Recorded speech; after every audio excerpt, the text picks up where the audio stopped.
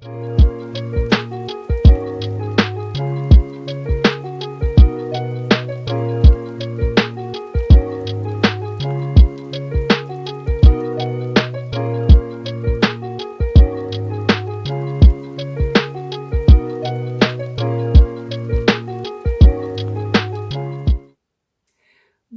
à toutes et à tous, je suis Elodie, Hello Créa sur Instagram et YouTube et Elodie7Knit sur Ravelry. J'habite au nord de la Charente-Maritime et je tricote depuis un certain temps. Je vous renvoie à ma toute première vidéo où je faisais une présentation assez longue. Donc nous sommes aujourd'hui le dimanche 11 mai et contrairement à ce que j'avais annoncé, je ne suis pas revenue fin avril tout simplement parce que je n'avais pas d'objet fini à vous présenter. Les aléas de la vie. Et petit clin d'œil d'alerte, mon Ravelry, malgré ma semaine de vacances, n'est toujours pas à jour. Ça ne m'empêche pas de revenir aujourd'hui avec beaucoup d'enthousiasme pour vous présenter mes avancements. Le podcast numéro 3 va être assez classique, avec les projets terminés, les en cours, et puis du blabla sur la fin qui parlera essentiellement crochet et avec quelques digressions. J'espère que vous êtes bien installés, on démarre tout de suite.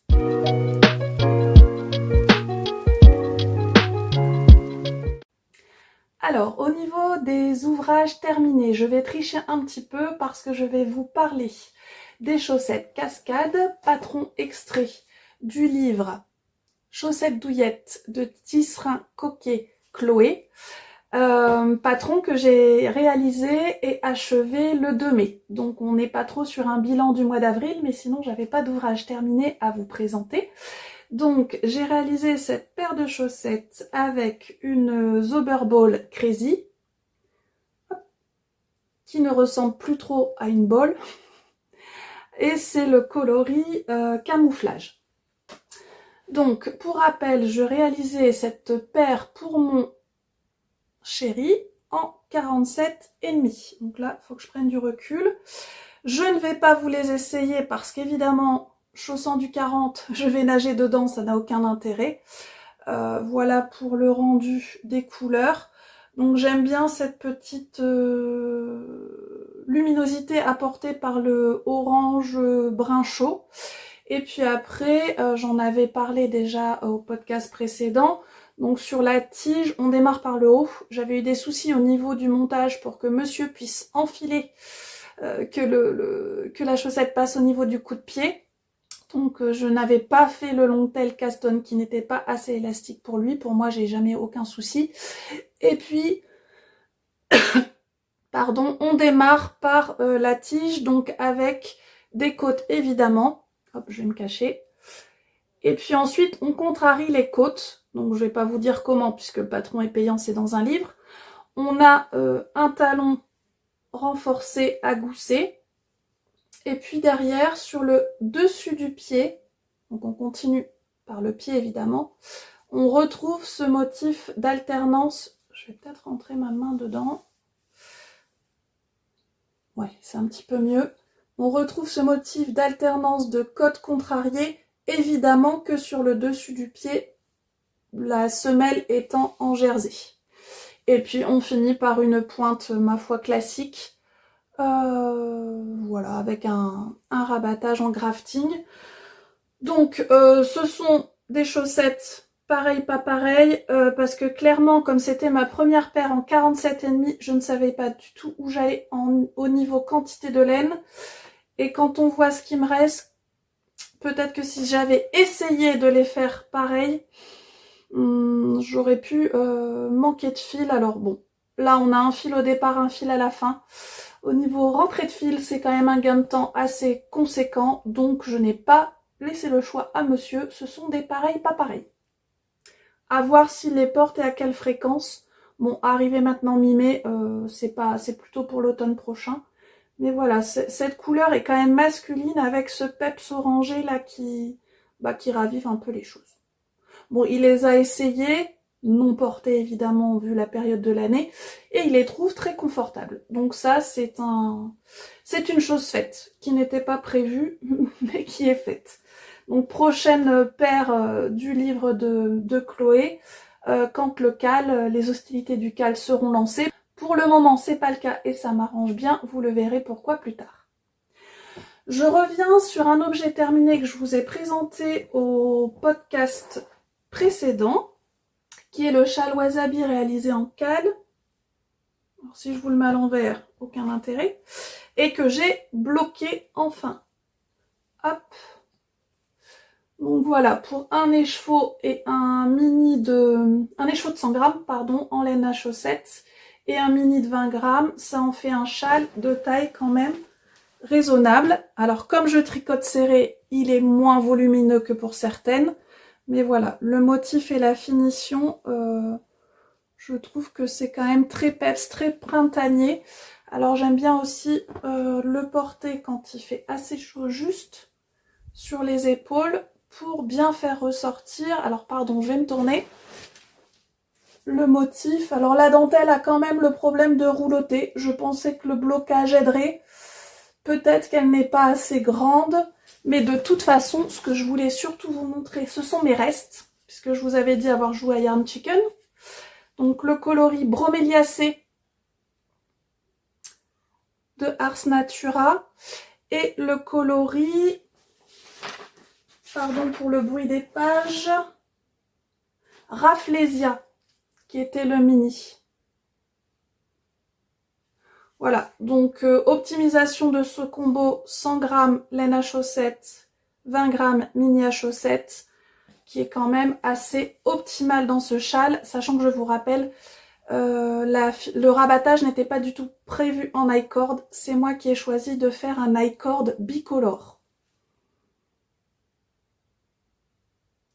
Bon, en espérant que vous ayez bien vu les choses, et l'originalité c'est aussi les tourniquets là au niveau des deux pans du châle qui sont naturels de par sa forme, et je trouve ça hyper joli, même juste posé comme ça, comme je vous l'ai dit, sur les épaules.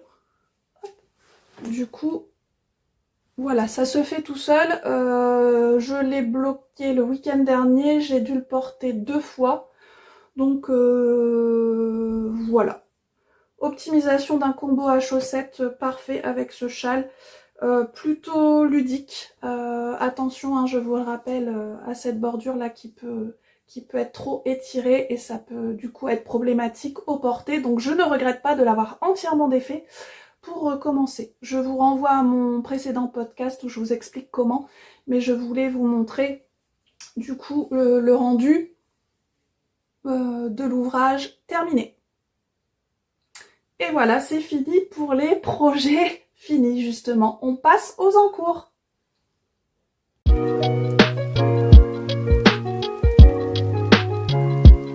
Alors, je commence par vous montrer mon petit cahier de suivi. J'ai eu aucune remarque sur le précédent podcast, donc qui ne dit rien consent.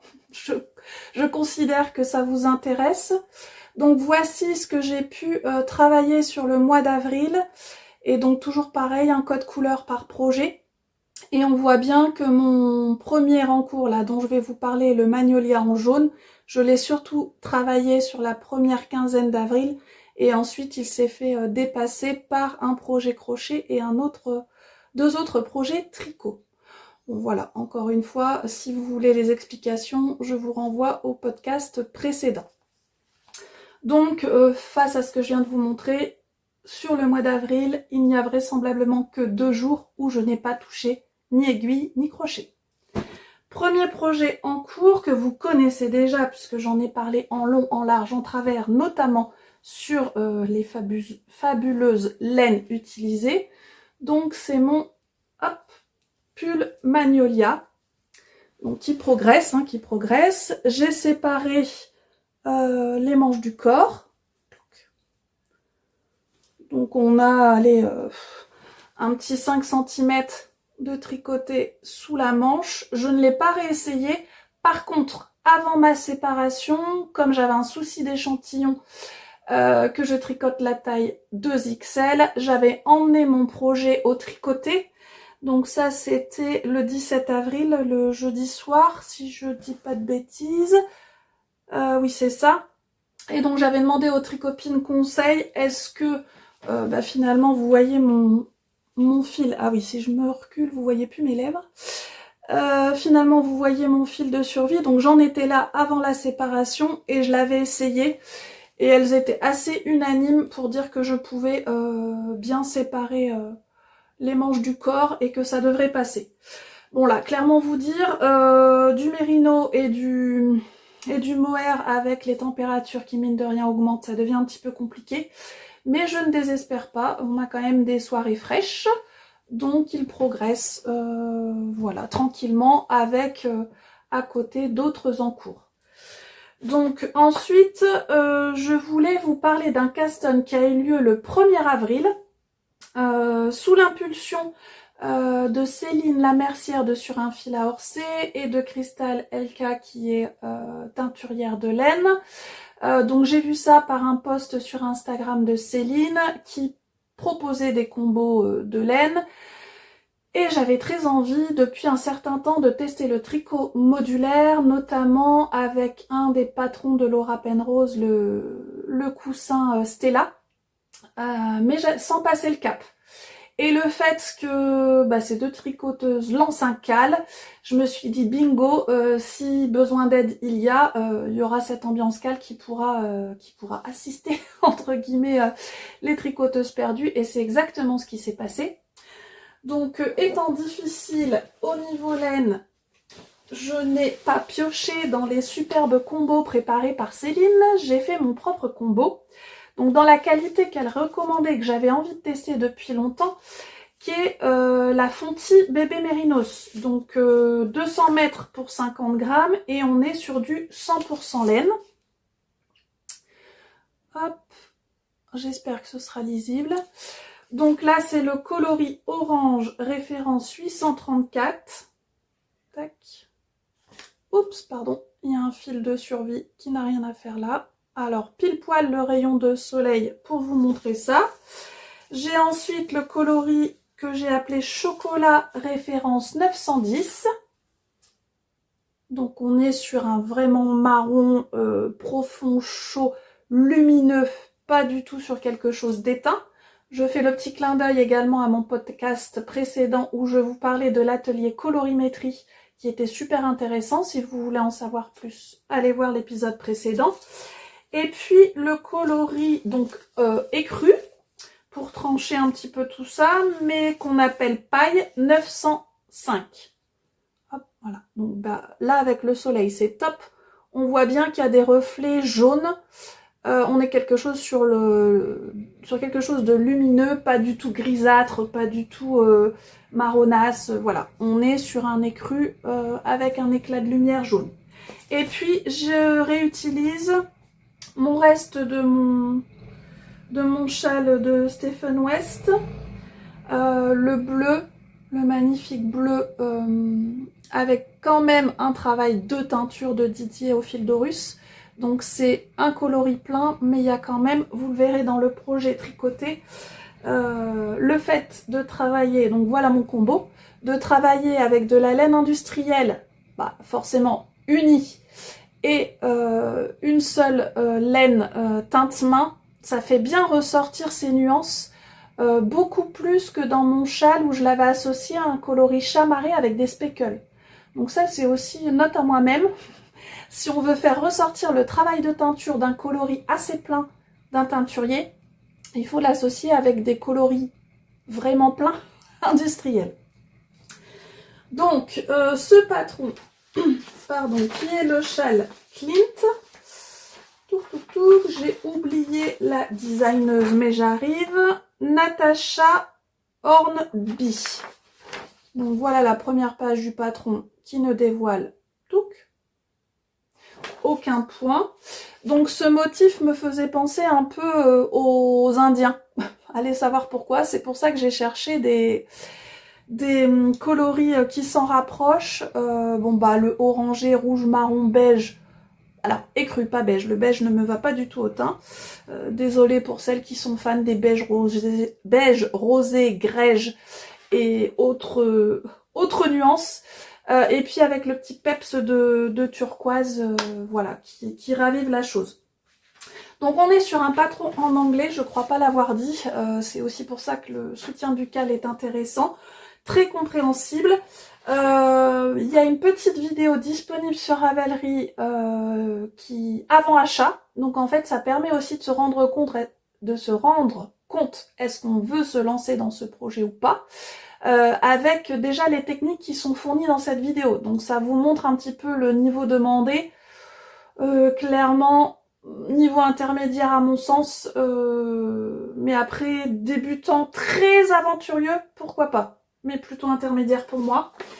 Et donc dans le patron, alors sans vous dévoiler, pardon pour les bruits de feuilles, deux techniques parce que c'est pas l'idée. On a donc, je vais aller très très vite, non je vous montre la moitié, hop, la version de la designeuse colorée. Et on a également, je vais faire le même système, une page vierge où on peut mettre ses coloris. Donc ce que j'ai fait, hop, voilà, toujours pareil, je vous montre qu'une partie puisque le patron est payant. Et vous pouvez, donc ça il faut acheter le patron pour avoir cette page vierge à colorer, mais ça vous permet aussi de vous rendre compte de ce que va donner le projet. Parce qu'effectivement les quantités de laine pour les 4 couleurs demandées sont différentes.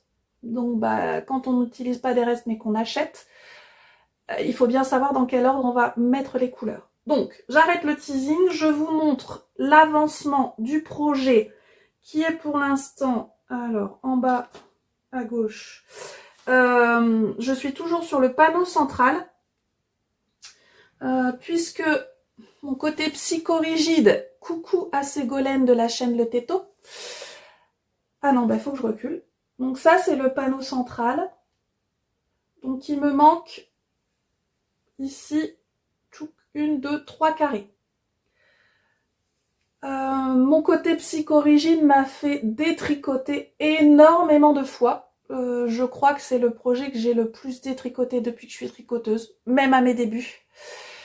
Parce que je voulais absolument que cet aspect géométrique soit respecté et que donc, je sais pas comment je vais faire pour m'exprimer,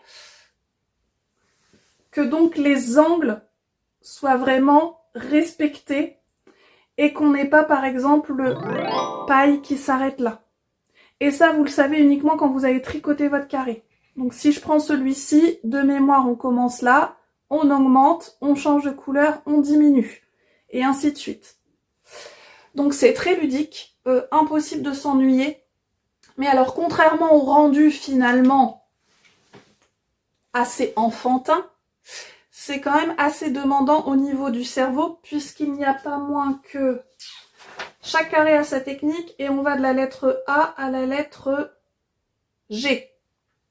Voilà, dans le petit patron que je vous ai montré, c'est très explicite. Vous avez, en fait, un carré est appelé un bloc. Donc pour chaque bloc, il y en a 36. Vous avez la notification de qu'est-ce qu'il faut réaliser dans ce bloc. Les couleurs, c'est vous qui les choisissez, donc forcément, c'est pas écrit. C'est C1, C2, C3, C4. Et puis, dans chaque carré, vous avez la technique à utiliser qui vous renvoie sur une autre page. Donc voilà, débutant compatible, vous comprenez pourquoi j'y vais pas trop. Et il y a aussi le fait que, on le voit pas trop souvent dans les podcasts, mais je vais pas me cacher, l'envers du décor. Voilà, on va être sur de nombreux fils à rentrer. Mais ces fils à rentrer vont aussi permettre, alors je cherche, bon c'est toujours mon côté pointilleux, de bien refermer quand il y a un petit trou. Bon, j'arrive même pas à vous le montrer, tellement il est petit.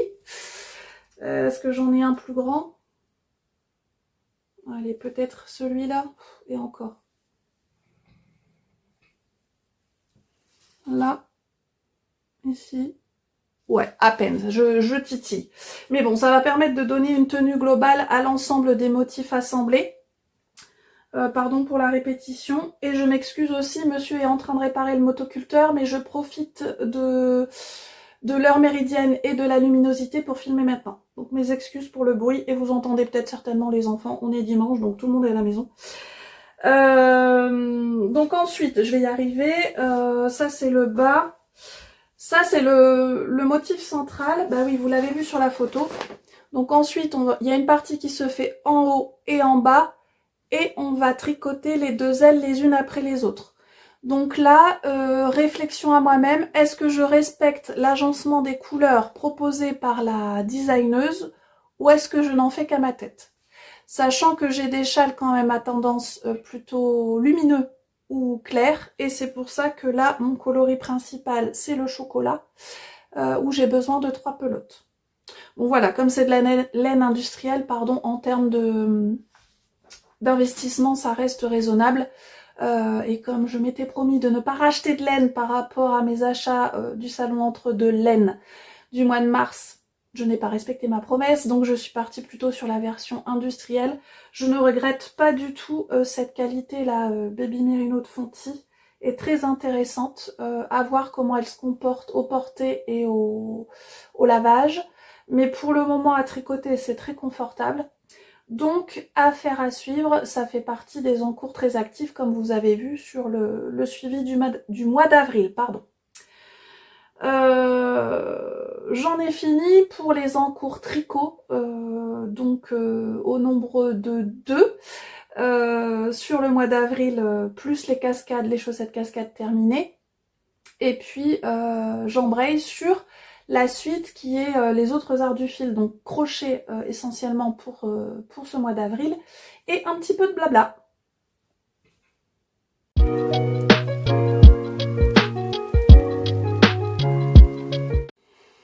Donc troisième et dernière partie, on va parler autres arts du fil et surtout crochet. Donc j'ai participé au CAL de printemps organisé par Déborah du compte Instagram Anabé, qui est designeuse crochet et également mercière. Donc elle propose des kits ou aussi de la mercerie et elle propose 2 fois l'année des cals gratuits à suivre sur Instagram, en général les lundis et les jeudis soirs. Je la suis depuis très longtemps et c'est grâce à elle que j'ai appris le crochet avec ces 2 kits débutants. Donc c'était Siméon et puis Lapinette, une petite lapine. Voilà, et ce qui caractérise un petit peu l'univers de Déborah, c'est la douceur enfantine, plutôt les tons pastels, et au niveau des amigurumis, elle a tendance à mettre une petite collerette à ses créations. Donc voilà, si vous ne savez pas crocheter et que vous avez envie de vous y mettre, je vous renvoie vers ces kits débutants accompagnés de vidéos. C'est ça aussi qui m'a aidé. Le matériel et les tutos sont parfaits. Une fois que j'ai fait ces 2 projets, derrière, j'ai eu peur de rien, on va dire ça comme ça.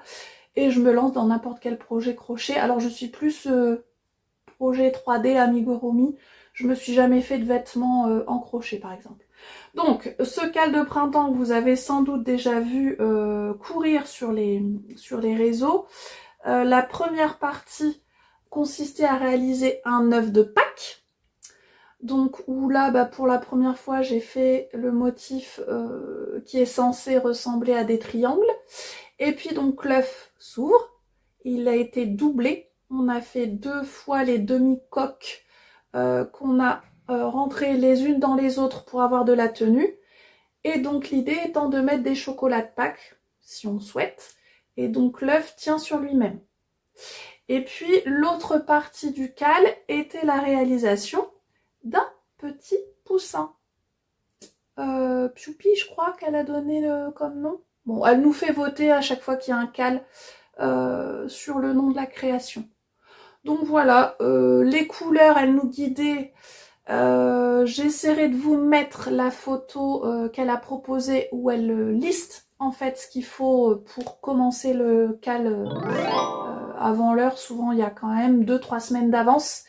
Merci Gwen, puis c'est grâce à un échange par message qu'elle me dit: t'as vu, il y a un cal de printemps avec Anabé. J'étais complètement passée à côté parce que je réduis aussi ma fréquentation des réseaux sociaux pour davantage travailler sur mes encours. Et donc, belle aubaine, j'avais tout ce qu'il fallait en stock. Reste de blanc, reste de, allez, on va dire saumoné. Le jaune poussin, tout ça, et le brun, tout ça, c'est de la Ricorumi.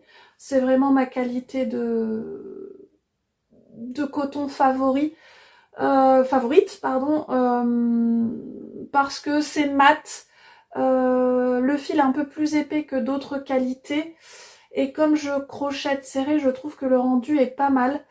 Il n'y a que la Parme qui est un petit peloton de 10 grammes de coton d'action. Donc un peu moins qualitatif, si vous débutez, je vous le déconseille parce qu'on a tendance à piquer entre les fibres du brin. Donc ça abîme le fil et du coup au niveau rendu, ça peut vous décevoir. Voilà. Pour le cal de printemps, donc je vois que je vous lirai pas, mais ma pitchounette m'a mis des petites surprises dans cet œuf. Donc une fois que j'aurai fini de filmer, je vais m'empresser d'aller voir de quoi il s'agit. Et donc l'idée étant de rentrer Pioupi dans son petit œuf et de le ranger jusqu'à Pâques de l'année prochaine. Donc pour résumer tout bénef, ce petit cal de printemps, un joli œuf vraiment dans les tons pastels, un joli poussin, un de plus dans les tons jaune paille, mais encore une fois vous pouvez vous amuser avec autre chose. Donc pendant que je crochette cette double coque d'œuf et ce joli petit poussin, évidemment je ne tricote pas. C'est aussi pour ça que je choisis de vous parler de ces projets terminés qui mangent sur mon temps de tricot. Donc ce cal m'a occupé du 14 avril au 2 mai. J'en ai profité, on s'est motivé avec Gwen puisqu'on avait démarré un cal qui s'appelait un Mystery Cal Valentine's Day créé par Valérie, lui aussi gratuit sur Instagram sur le mois de janvier avec le compte @melaline. Et donc on s'est motivé pour le finir là pendant mes vacances, puisqu'on s'est vu à la fin avril. Ce cal qui a démarré le 17 janvier en ce qui me concerne, je l'ai terminé le 1er mai. Il était plus que temps. Donc, hop, voilà ces petites beautés. Donc on a Jacques, ou Jack, le lama ou l'alpaga, j'ai un doute maintenant. Bon, l'un ou l'autre, vous choisirez. Dans sa tasse I love you, pardon, je me mets devant moi, son petit nœud papillon, ses oreilles et il a même des pattes. Et puis on a sa copine Rose, le capybara, avec son petit nœud au niveau de la tête, des petits cœurs au niveau de la tasse. Et voilà, donc ça fait deux petits amigurumi assez trognons pour décorer lors de la Saint-Valentin. Il y a quand même les petits cœurs en rappel. J'ai dû respecter les coloris demandés, presque. J'ai dû mettre du blanc au lieu du crème. Et c'est sûr, j'ai mis du rose au lieu du rouge. Rouge amour, Saint-Valentin. Celui que j'avais était un peu trop criard. Donc je suis partie plutôt sur le rose, rose magenta. Tout ça, c'est de la qualité Ricorumi, Deka, sauf évidemment les broderies, où là, c'est du fil à broder. Donc voilà pour le deuxième MCAL, finition 17 janvier, 1er mai. Ça fait une grande période, mais c'est fait. Ensuite, sur un coup de calgon, j'ai réalisé le 13 avril, issu de ce livre Ricorumi dédié au printemps, j'ai réalisé une carotte. Pourquoi? Pourquoi pas. J'avais l'orange qui allait bien, le vert qui allait bien, le modèle, on le voit sur l'arrière de la couverture, ici. Et le premier cal que j'avais suivi avec Déborah Danabé, on avait réalisé Tac le lapin, qui est splendide. Ça fait partie de mes premiers projets crochet. Et là d'ailleurs, sa petite collerette, je l'avais fait en un reste de laine. Donc les autres choses, c'est du coton, mais là, c'est de la laine. Et donc, je trouvais que la taille de la carotte était adaptée à Tac le lapin. Donc voilà, si on s'amuse pas, faut pas faire de loisirs, quoi. Autre projet, voilà, des petits œufs. Donc ça, c'est un kit action. J'ai posté sur Insta, j'ai fait hier le orange. On n'est plus du tout dans la période, mais j'ai envie de faire un œuf, je fais un œuf. C'est pas plus compliqué. Et j'ai démarré hier soir le jaune. Voilà, c'est un kit tout prêt. Alors on est sur de l'acrylique, le crochet qui est dedans est surtout pas conseillé aux débutants. Enfin voilà, Action, ça reste très avantageux au niveau prix, au niveau qualité, ça a ses limites. Mais quand on sait crocheter, ma foi, ça fait le job. Ça dans un panier pour décorer la table sur Pâques, ça roule. Voilà, et puis lors du tricoté du samedi 12 avril à la médiathèque de Rochefort, j'ai emmené ma petite poulette là qui voulait venir avec moi et qui sait déjà tricoter. Et finalement, l'organisatrice, enfin l'animatrice, Caroline Ducompte at My Fabric by Caro, proposait une initiation au crochet. Alors à la base, j'emmenais ma fille Stella juste pour qu'elle passe l'après-midi avec moi. Elle n'aurait pas eu envie de continuer à tricoter, elle aurait pu aller lire des livres côté médiathèque. Finalement, il y avait aussi d'autres enfants présents. Une fois qu'elle a eu fini son projet, ils ont fait des jeux de société, donc c'était très bien. Mais c'est la première fois de sa vie qu'elle tenait un crochet, parce que comme je tiens le mien comme un couteau, je voulais pas, et que je suis quand même pas une star du crochet, je voulais pas l'initier dans la mesure où la plupart des vidéos ou des crocheteuses à qui je parle tiennent plutôt leur crochet comme un crayon. Donc je voulais pas l'influencer dans un sens, sachant que moi un crayon j'arrive pas du tout à manipuler, ne sachant pas ce qu'elle aurait préféré. Donc là ça tombait très bien, et elle a réalisé avec Caro une petite poulette. C'est pas trop mignon. Donc il a fallu acheter un camembert évidemment pour faire le nid de la poulette. Caro nous a donné un peu de paille. Et donc lors de ce samedi après-midi, elle a fini sa petite poulette. Alors évidemment, la crête, la queue, la broderie, c'est Caroline qui l'a réalisé. Mais l'idée de ce tuto... Oh, pardon. C'est d'y cacher. Alors là, j'ai mis un œuf en polyester. D'ailleurs, c'est les œufs qui servent à rembourrer ça. Comme ça, c'est ce qui donne cette forme hyper régulière. Je suis pas sûre qu'on puisse obtenir ça avec du rembourrage. J'ai pas essayé, donc j'en sais rien. Ça, ça s'achète dans les bric-à-brac, dans les entrées de supermarché, puisque c'est pas, si vous voyez, tout à fait le même. Ça, c'est un que j'ai acheté, ça, c'est un du kit action. Mais voilà, après, il suffit d'adapter son nombre de rangs, et puis on y arrive, quoi. Et donc, cette petite poulette, finalement, c'est du crochet en rond, à partir d'une chaînette, donc ce ne sont que des mailles serrées. Donc pour débuter, c'est parfait. Et l'idée étant de cacher un œuf au chocolat, évidemment qui a été mangé. Donc on met du coup un leurre, l'œuf en polystyrène. Donc voilà, j'étais très fière de ma fille qui a du coup 7 ans et demi.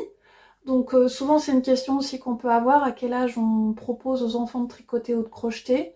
Bon là c'était même pas une proposition, c'est concours de circonstances, elle a voulu s'y mettre, sachant que je vous rappelle qu'elle manie déjà les aiguilles de tricot. Donc je sais pas si 7 ans et demi c'est un préconçu, ça dépend aussi de la motricité fine. Le tricot elle a démarré, oui il y a bien un an, si c'est pas un peu plus. Donc, oui, elle avait 6 ans et demi. Bon, en même temps, elle me voit toujours faire, mais c'est pas pour ça que les aînés ont été intéressés par quoi que ce soit. Donc voilà, autour de 7 ans, je dirais que c'est un bon compromis. Là, j'ai rien, même au tricot, c'est elle qui m'a demandé à apprendre. Le crochet, c'est qu'elle a vu d'autres enfants avec Caroline faire, donc elle s'est prise au jeu. C'était pas du tout l'objet de l'emmener à se tricoter, mais pour le coup, maintenant, elle sait faire. Voilà, et puis pour le blabla, on va dire autre que ce qui me concerne, même si ces jolies décorations de Pâques, ça fait toujours plaisir, que ce soit réalisé par mes soins ou par les soins de mes enfants, j'ai aussi eu l'opportunité de participer à un atelier de création de bijoux de fleurs séchées dans de la résine fixée par des UV. Donc je vous montre ce que j'ai fait.